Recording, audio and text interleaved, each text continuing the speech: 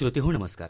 कोकणचा निसर्ग म्हटला की आपल्या डोळ्यासमोर उभा राहतो तो हिरवागार गर्द झाडीचा शालू आणि निळाशार अथांग समुद्र, तसेच मातीच्या वासानं सुखवणारं मन. या निसर्गाला खरा अर्थ प्राप्त करून देतो तो म्हणजे पहाटेच्या प्रहरी कानावर पडणारा पक्ष्यांचा किलबिलाट.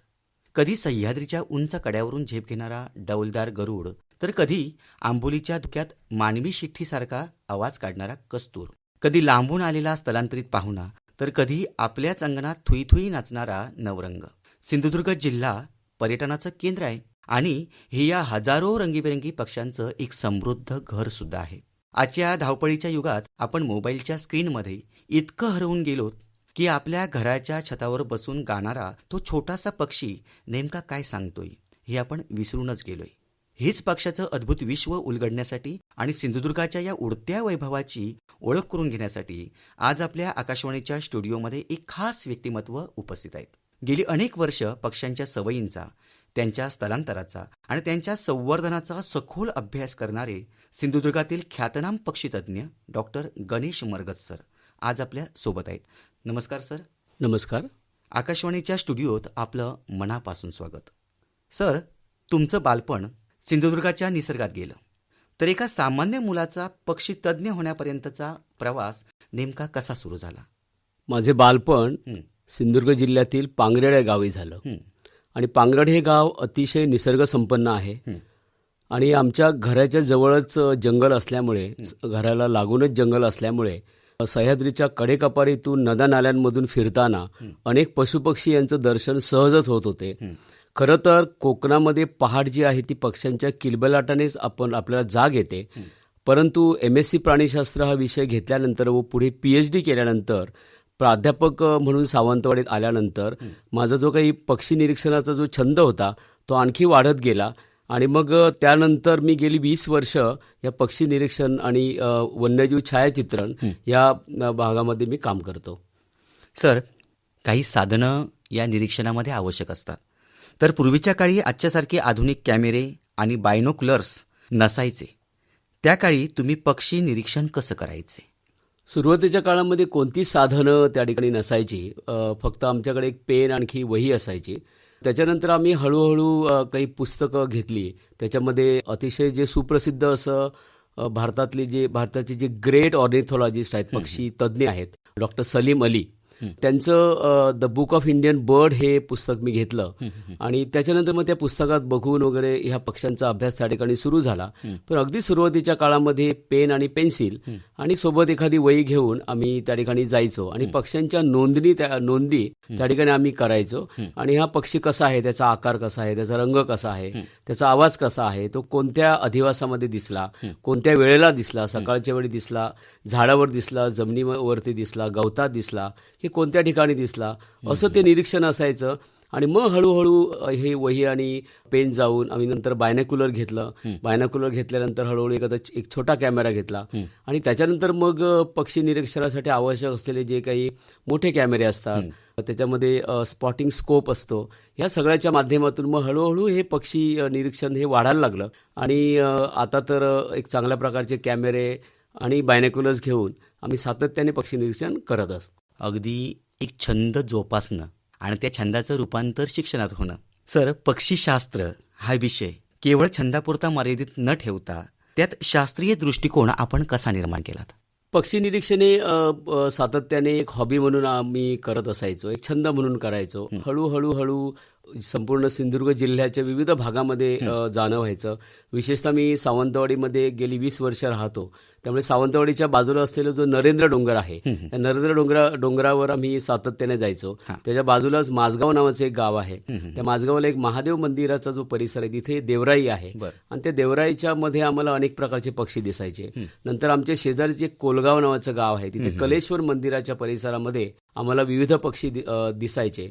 हळूहळू आम्ही थोडेसे दूर जायला लागल्यानंतर वनविभागाचं तळकट वन उद्यान आहे दोडामार्गच्या दिशेला, तर त्या भागामध्ये आम्ही जायला लागलो. तिलारीमध्ये जायला लागलो, आंबोलीमध्ये जायला लागलो. मग इकडे वेळागर बीचला जायला लागलो. त्याच्यासोबतच मोचेमाण बीचला आम्ही जात होतो. आजगावचं जे वेटलँड आहे त्या ठिकाणी फिरत होतो.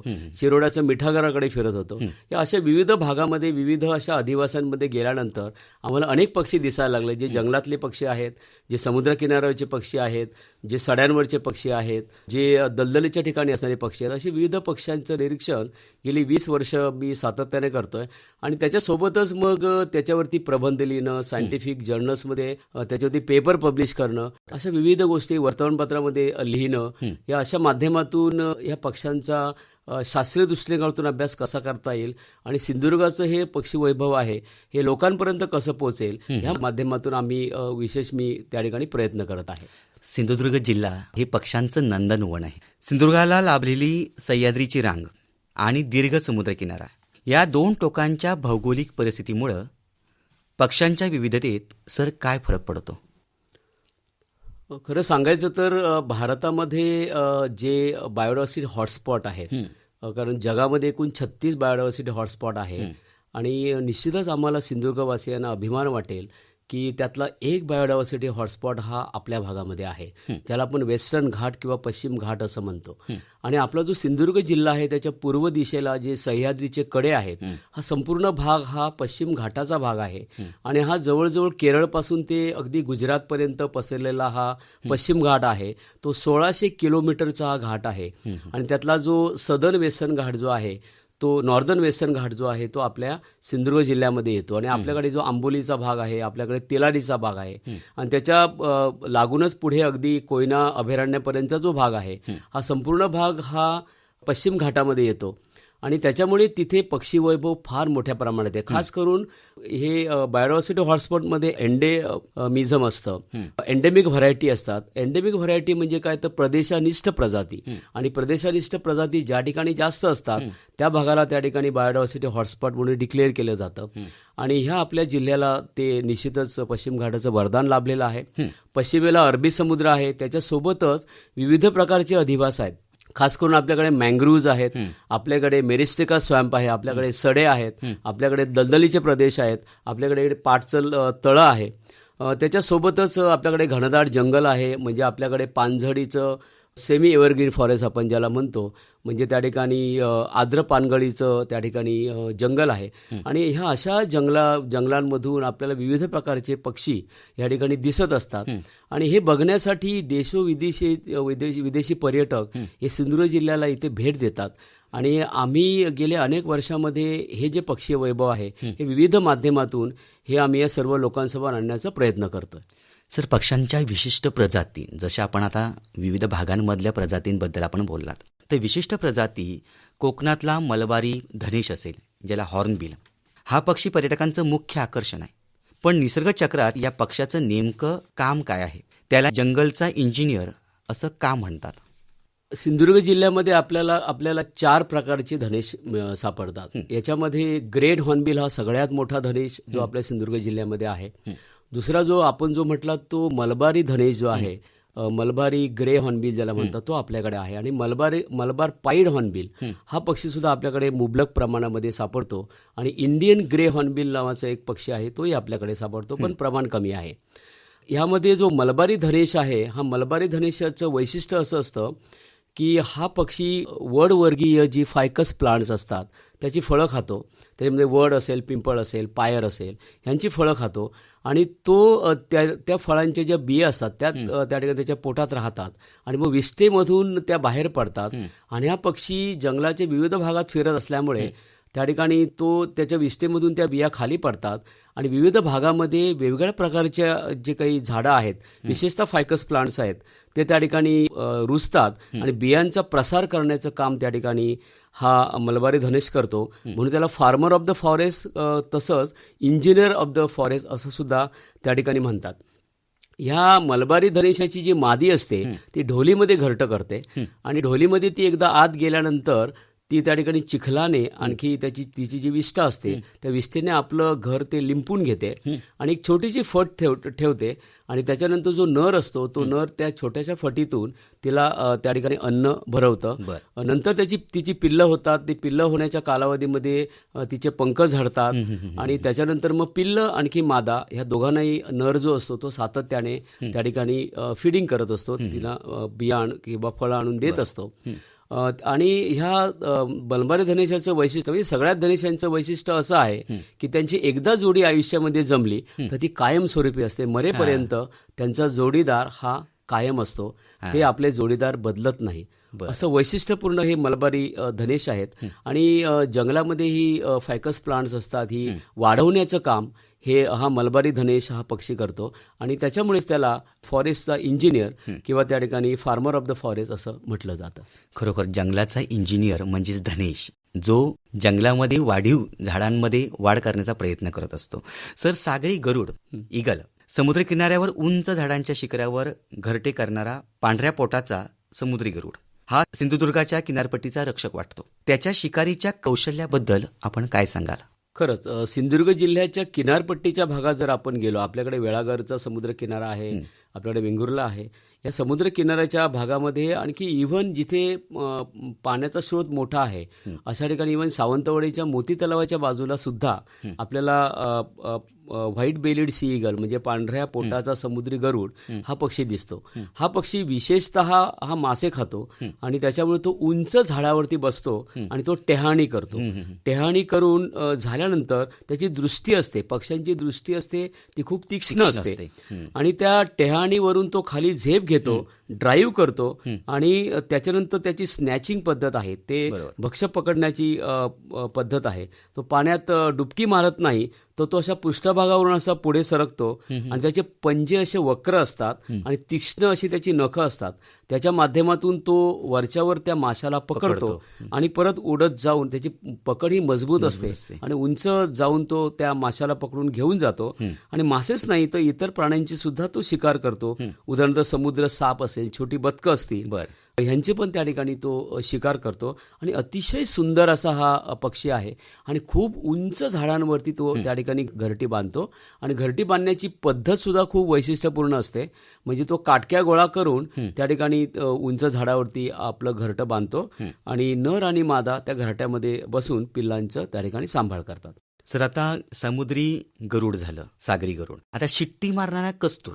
आंबोलीच्या धुक्यात एखादा माणूस शिट्टी मारतोय असं वाटणारा आवाज म्हणजे कस्तुराचा आवाज. आमच्या श्रोत्यांना या पक्षाच्या गायनाबद्दल सांगाल काय? शिट्टी मारणारा कस्तूर म्हणजेच मलबार व्हिस्लिंग थ्रश हा अतिशय सुंदर पक्षी आहे आणि मानवी आवाजासारखा तो शिट्टी मारतो.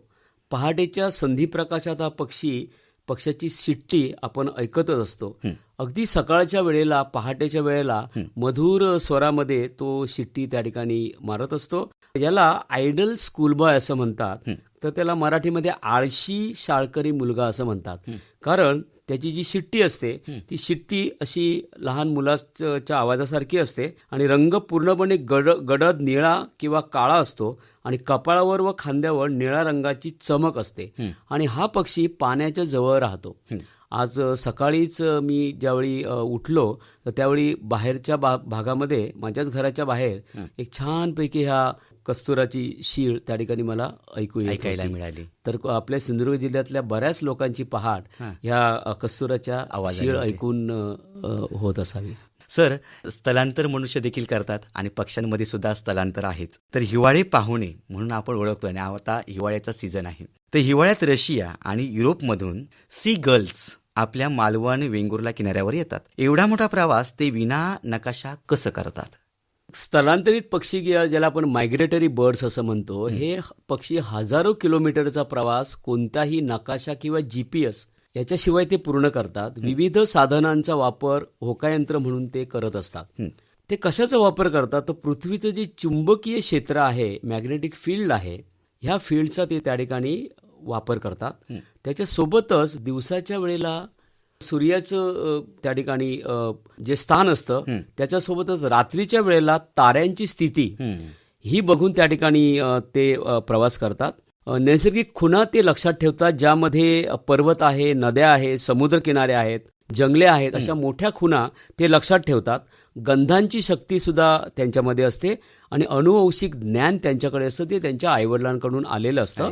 उदाहरणार्थ आर्किक टर्न असेल, सायबेरियन क्रेन असेल, गोल्डन प्लोअर असेल, असे जे पक्षी असतात ते हजारो किलोमीटर, अगदी रशिया असेल किंवा युरोप ह्या देशांमधून हजारो किलोमीटरचा प्रवास करून ते भारतामध्ये येतात.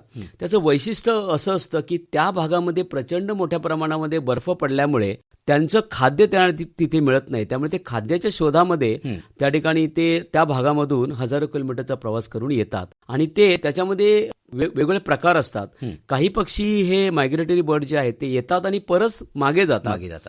आणि काही पक्षी मग येतात आणि इथेच सुद्धा थांबणारे काही पक्षी सुद्धा आहेत. अशी काही उदाहरणं सर देता येतील का त्या पक्ष्यांची?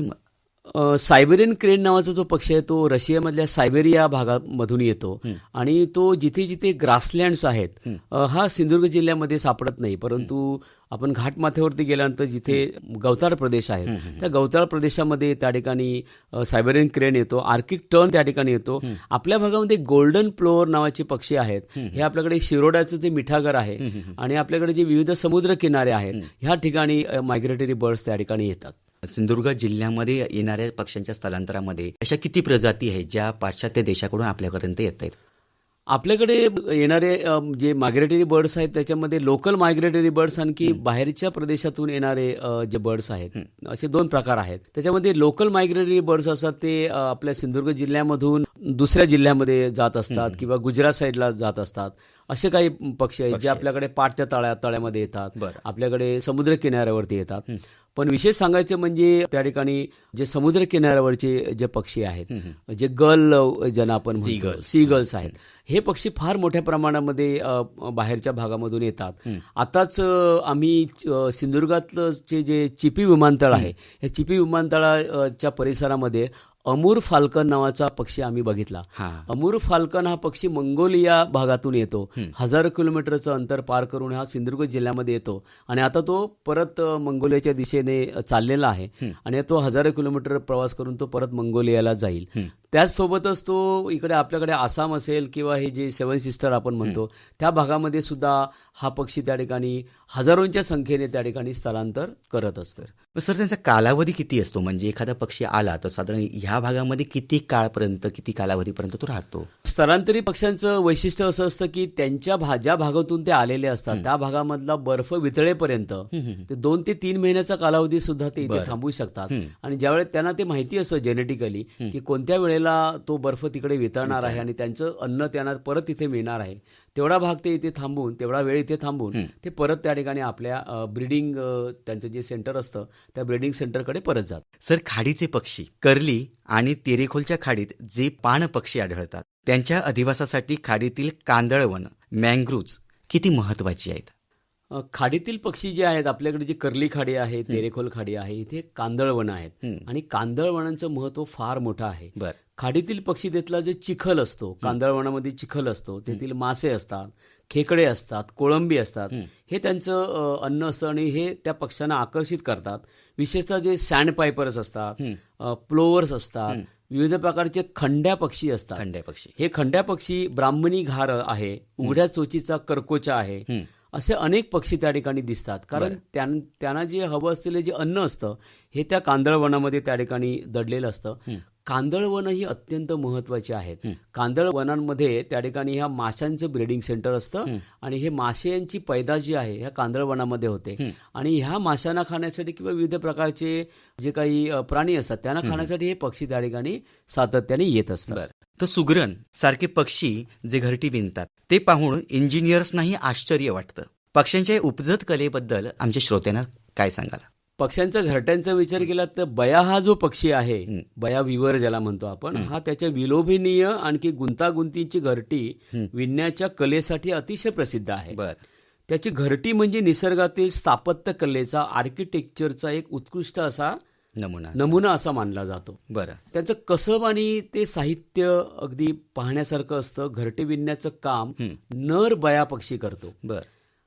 गवत, लांब पेंढा, काटेरी झाडांची पानं वगैरे असं ते गोळा करून तो नर घरटं बांधतो. निमुळतं असं मध्ये फुगीर असलं ते घरटं असतं. प्रवेशद्वार त्याला असतं, मध्यवर्ती कप्पा असतो आणि खालच्या बाजूला एक गाठ मारलेली असते.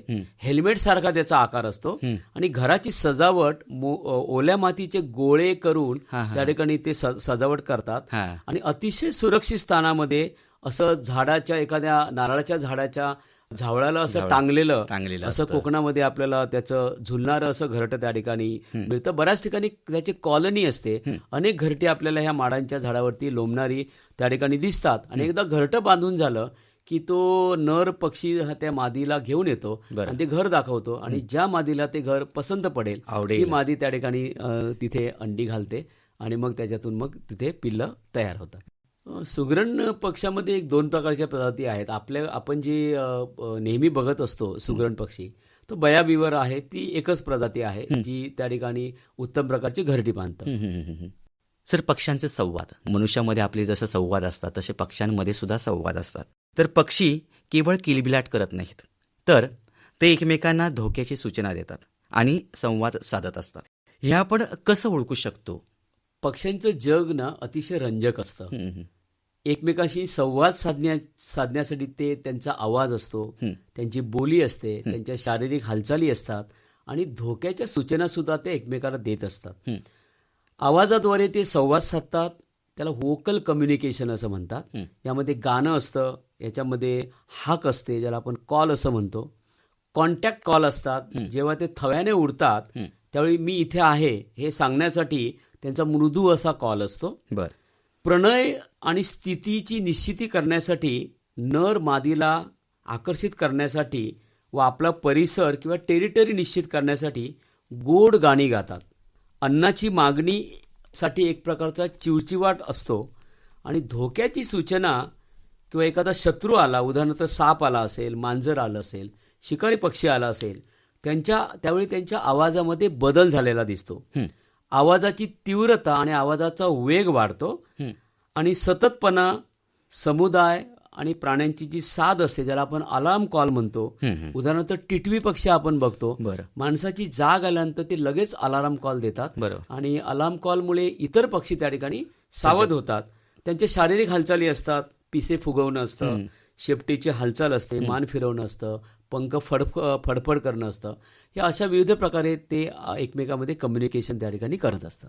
सर, ही संवादाची सगळी आपण जी गोष्ट सांगितली, एक रंजकता त्याच्यामध्ये वाटायला लागली आणि कुतूहल वाटायला लागलं की पक्ष्यांमध्ये सुद्धा एक प्रकारचं कम्युनिकेशन आहे, शारीरिक भाषा आहे, देहबोली आहे. सर, हे सगळं बघितल्यानंतर अन्न साखळी जी आपण नेहमी विचारात घेत असतो, तर सापांना खाणारे गरुड असोत आणि कीटक खाणारे छोटे पक्षी, शेतीसाठी हे पक्षी मित्र कसे ठरतात? निसर्गामध्ये एक अन्न साखळी असते. त्या अन्न साखळीमध्ये विविध प्रकारचे प्राणी, पक्षी हे त्या अन्न साखळीचा भाग असतात. बर.